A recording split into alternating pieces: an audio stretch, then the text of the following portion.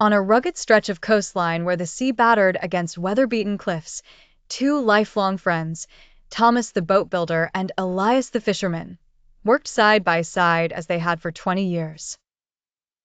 Their friendship had weathered storms both literal and figurative, but one harsh winter would test it like never before. The trouble began when Thomas, exhausted from repairing his storm-damaged workshop, forgot about his promise to help Elias mend the fishing nets before the herring run. When Elias arrived at the empty dock at dawn, his anger flashed like lightning. "Some friend you are," he shouted when he finally found Thomas sleeping in his workshop. The bitter words that followed cut deeper than either expected. For 3 days, they worked in silence, the rift between them growing wider with each crashing wave. On the 4th morning, the village's oldest resident, a retired ship's captain named Margaret, found Thomas brooding on the pebble beach. "I see you're collecting stones to weigh yourself down," she remarked, watching him hurl rock after rock into the surf. Thomas grimaced. Elias was out of line. "After all I've done for him over the years." Margaret picked up a piece of driftwood and wrote in the damp sand, "Elias betrayed me." Then she sat back as an incoming wave washed the words away.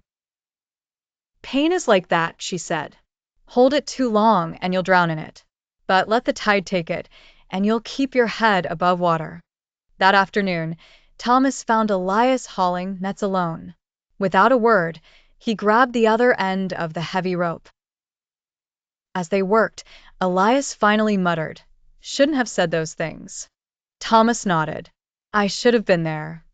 Later that evening, Elias brought a flat piece of slate to Thomas's workshop.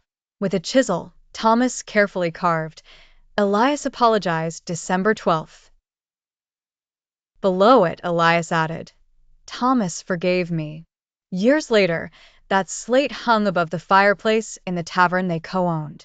It bore dozens of inscriptions marking moments of loyalty and kindness. "Elias nursed me through fever, March 3rd. Thomas saved the boat in the gale, September 18th. Split the last bottle when both were broke, January 29th. The sand at the shore? It held nothing.